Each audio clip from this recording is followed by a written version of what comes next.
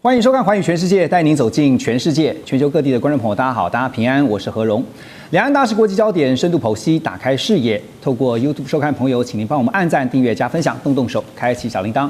也歡迎您告訴我們在哪個城市打卡收看。當然，歡迎大家多多的跟我們互動一下，留言來批評指教。當然，也別忘了幫我們熱推一下。好，來歡迎今天3位來賓。首先是淡江大學戰略研究所的副教授黃杰正老師。主持人好，各位觀眾大家好。另外是知識力科技的執行長曲博。主持人好，各位觀眾朋友大家好。好，還有美國共和黨前亞太區主席方恩格 Ross。大家好。好，觀眾朋友，我們都知道呢，其實這1-2個禮拜，其實中美俄3國的元首他們的見面呢，引發了全球的關注。這個川普呢前腳剛走普丁接着訪中。那麼中美俄3大國之間各有布局戰略。而在川習會後呢，美國這個140億美元的軍售現在宣布暫停。那這次呢，跟着川普訪中的黃仁勳呢，最後還是沒有能夠讓 H200順利登陸。中美之間的競爭架構不變，科技還是重點，所以今天特別請來曲博。那台灣呢，則成為中美 G2 角力的籌碼。最近1個禮拜呢，我們看到川普2度公開點名台灣，他說台灣偷走了美國的晶片產業。第一次呢，是在他接受福斯新聞專訪的時候；第二次是在這個禮拜。他出席美國海岸防衛隊學院畢業典禮的演說，他又說這個台灣偷走了美國的晶片跟半導體產業。我們還原他的談話他說呢，如果當年美國對外國半導體課徵高額關稅，美國就不會失去晶片、半導體還有汽車等核心產業。先快問 Ross， 這問題明明是出在美國，為什麼川普要用 steal 用偷？他有什麼資格這樣講？已經講很多次了，對不對？所以他在這個時候，2026年從中國大陸回來美國，繼續用這句話，這就是他的習慣。他看，所以我說他有什麼資格呢？明明問題是美國造成的，不是嗎？他是美國總統，他想說什麼他就可以說什麼。他是美國總統，所以你問他有什麼資格嗎？所以我接下來就要問的是說，因為這個川普他又強調。我們剛剛還原他的談話，他說呢，你不能一邊說好吧，你可以偷走我們的產業，然後呢又以為能夠把這些晶片賣回到美國，還不用繳任何稅。所以呢，這個話一出當然這個大家都引發說，會不會針對半導體，特別是高科技要課徵關稅？那麼美國貿易代表 Greer 就對此只證實說，川普政府正在持續的評估對進口半導體要課徵關稅。那強行的推動還是那一句，就是晶片製造業要回流美國。但是也強調，近期內還沒有立刻實施新關稅的計劃。另外呢，跟台灣有關的就是對台軍售140億美元的後續要怎麼處理。川普表示，他將會和台灣領導人進行通話。那他說呢，我會通話，而且還會跟 everybody， 跟所有人通話會着手處理那個問題，也就是台灣問題。我最近看到這2天。這個海軍代理部長叫高雄翻譯成高雄，他最新表示說，美國考量伊朗的局勢，對台軍售將會先暫停。這個台灣問題，如果我們看原文的話是 Taiwan problem， 所以黃老師，我先請教您因為5月14號川習會才剛結束，短短9天，針對特別是台灣軍售的問題，當然他也提到了。晶片的問題，所以又是晶片又是軍售，究竟在科技跟軍事這2方面，您覺得川普或是美國現在的態度跟背後的考量？今天我這個非常高興能夠受到邀請因為製作單位就是剛剛主持人問我這一題就等於剛好幫我出了期末考的考題所以如果學生有收看的話。應該會知道我在想什麼。對，等一下還在問一個問題。為什麼？因為通常我們把凱撒歸凱撒，上帝也歸上帝。我們把晶片跟美國之間的問題還有美國對台軍售是切開來看的，一碼歸一碼。可是這個題目把2個揉在一起，有它的邏輯上面的道理。怎麼說？因為它都是一個包裹裡面的談判籌碼。過去軍售不是談判的籌碼。現在有可能變成是美中之間的籌碼，或者是就是美台之間到底晶片我們要讓多少，我們對美國投資有多少？如果把軍售加進來看的話，那它就變成都是籌碼。那這個東西解讀上面就要特別謹慎。第二一個就是因為其實我們如果從台灣的視角來看，我們在立法院炒這個軍購炒了蠻久，可是因為美國內部法院的判決，所以我們的行政院還沒有把我們這個關稅跟美國簽的關稅協議，還有對美投資的部分，都還沒有送立法院審議。那在這個當口，如果說有140億美元的這個可能有發價書，但不知道什麼時候會通知國會。這是第二批的，因為第二批的就110是去年底給了，140是現在還沒有決定。那兩個加起來是250億美元。但台灣已經通過了第二批，是台灣通過的條例。台灣已經通過250，但中間有140，現在變成一個籌碼。对，那個籌碼是跟北京下棋，也跟台北下棋。而且這個字詞啊，就是說用暫停啊，到底是短期暫停，還是中長期暫停，還是無限期暫停？這個是蠻有。無限期比較辛苦一點，因為這個第一個這個案子已經走到最後程序，到了白宮。第二個，在正式通知國會以前，會有一個跟國會做簡報的這個流程。對，這個流程也走了，所以當說完全沒有、完全取消的難度比較高啊，你等於是忽悠國會，但是往後延遲是有可能。您提到這個國會部分，因為現在白宮最新的聲明是表示在很短的時間內，他說短期就會很快的決定哈，到底是多快？因為講到這個期限，大概5個月吧，我知道是在5個月哈，大概會到7月的時候就必須要決定，但如果不決定的話，就必須再重來。所以老師怎麼看？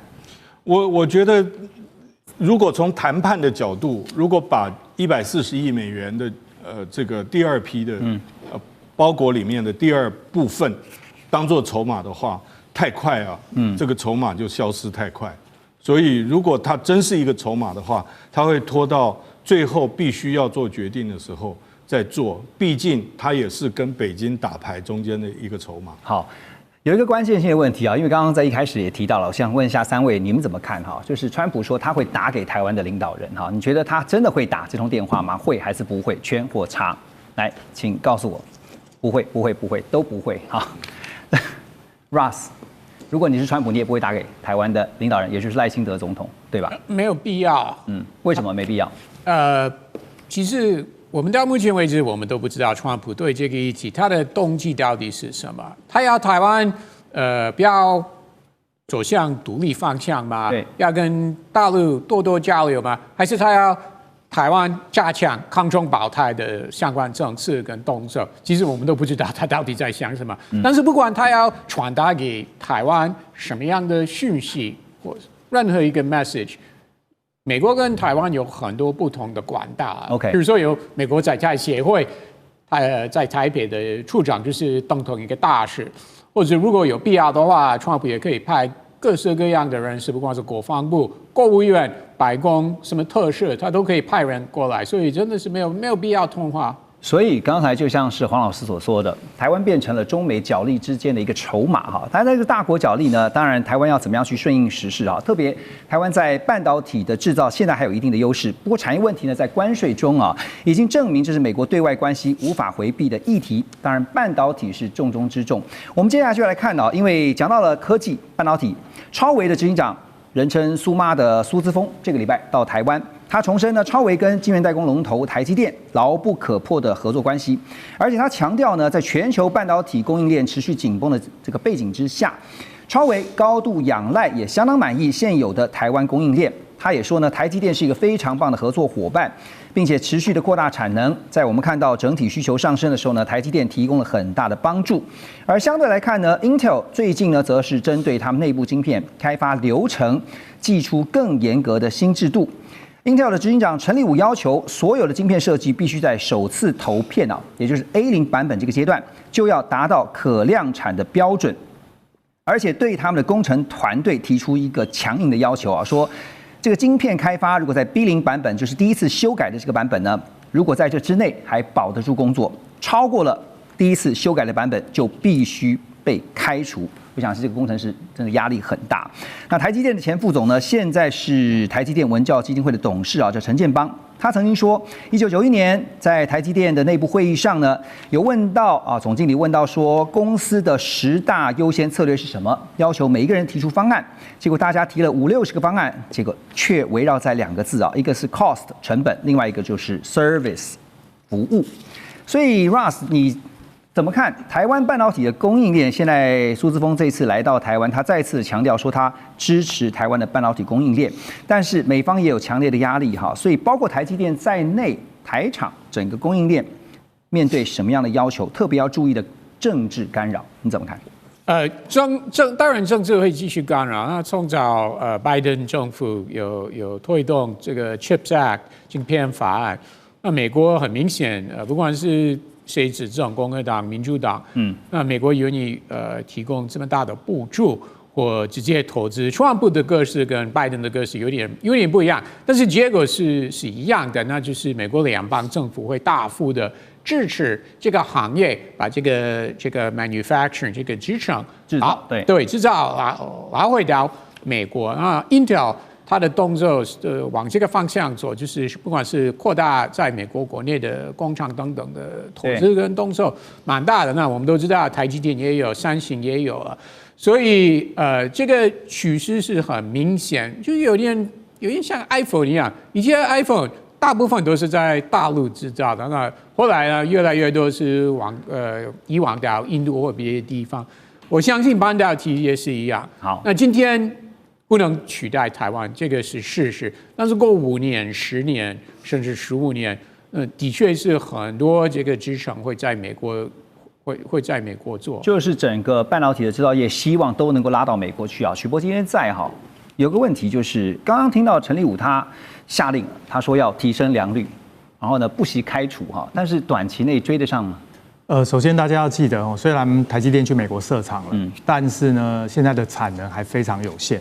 這個距離川普總統的目標，也就是把美國需要的晶片的1半搬到美國去，那個相當是台積電總產能的1/3要搬到美國去。對，我個人認為那還需要很長的時間吶，恐怕5年以上是跑不掉的。換句話說，他現在是依賴台灣，還是很明顯。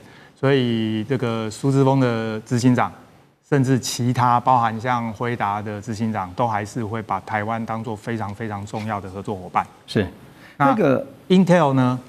他甚至 Intel 他自己有晶圓廠，他都還把台灣當作重要的合作夥伴，所以這非常合理啊。那最近也傳出 AMD 要投資100億美金嘛，沒錯，這很正常，因為他現在還是依賴台灣。至於這個 Intel 比較有趣啦，他自己有晶圓廠，但是晶圓廠良率一直不能達標。那當然這個跟外商公司的工作環境有關，確實過去外商公司的生活環境壓力沒有台積電那麼大，所以確實讓他們沒有辦法在這麼短的時間把東西逼出來。那現在很顯然，他就是下這個令，就是希望能給大家壓力，而且這也是長期以來台積電的優勢哈。我繼續請教您哈，因為剛剛講到了 AMD， 現在要講的是輝達哈，因為其實這次黃仁勳他隨着川普訪中哦，當然最後他很希望的 H200進到中國大陸也無疾而終。好，那輝達這個禮拜公布他們的財報，表現真的非常的亮麗。上季的營收年比暴增了85%啊，達到816.2億美元，遠高於去年同期的440億左右。那輝達也重磅的宣布啊，要實施800億美元的庫藏股計劃，而且要提高股息。可是針對 H200進不到中國大陸呢，也打起了悲情牌啊。黃仁勳最近就說呢，他已經把中國大陸的 AI 晶片市場大致上拱手讓給了華為，因為美國的出口管制措施持續重挫全球 AI 半導體市場的版圖。現在 H200沒有辦法從正規的管道進到大陸，當然我們最近也看到有些新聞，就是透過東南亞啦，甚至包括台灣都是哈，這進到了這個中國大陸去哈。華為趁勢的壯大，因為 H200，因為輝達沒有辦法進到大陸裡面，但是輝達怎麼可能會放棄大陸市場呢？您接下來怎麼看啊？就是說，輝達接下來在中國大陸，因為畢竟 AI 晶片已經拱手讓給華為，但是還有機器人啊、電動車啊，怎麼看？基本上這一個事情也不是只有美國的出口禁令啦，事實上中國大陸自己的政府也不放行，所以要扶植本土產業，最簡單的方法就是不准國外的東西賣進來嘛，晶片自主，對，是晶片自主。對，那這一次，我覺得黃仁勳執行長這麼說的目的，大概也就是把實際的狀況說出來而已啦。但是禁令不包括你剛剛講的這一些機器人啊，或是終端裝置哦，因為這些終端裝置用的處理器本來就不在美國的禁令範圍。對。但是這些處理器，坦白說，也不是輝達的主力產品，也不是它獲利最大的來源，而且這一些晶片的運算力也沒有非常強大。換句話說，中國大陸自己就有廠商。華為自己的 AI 晶片目前發展的狀況，您的了解？華為就是昇騰系列嘛，那它主要因為圖形處理器做的沒有輝達強，所以他們的做法都是用所謂的人工智慧加速器去補強。所以我們會看到那個華為的晶片大概都是 ARM 的處理器加上一個簡單的 GPU 圖形處理器，对，但它的關鍵都在人工智慧加速器。那你以整個處理器的運算力來講，當然還是不如輝達，但是坦白說也沒有落後很多，是基本上加速器是可以彌補這個圖形處理器運算的不足。OK， 所以在後面呢，一直想辦法要追上哈。那等一下我要特別也要請教曲博的，就是現在在中國大陸的晶片自主之外呢，特別在半導體的製造是不是遇到了一個瓶頸？而這個瓶頸最重要的是光刻機。我們稍後回來。中美互動牽動全球，美中競爭，地緣爭霸，外交、軍事、科技、經濟，多元觀點，權威分析，一同掌握2026全球新秩序、新賽局。每週6日，寰宇全世界，帶您走進全世界。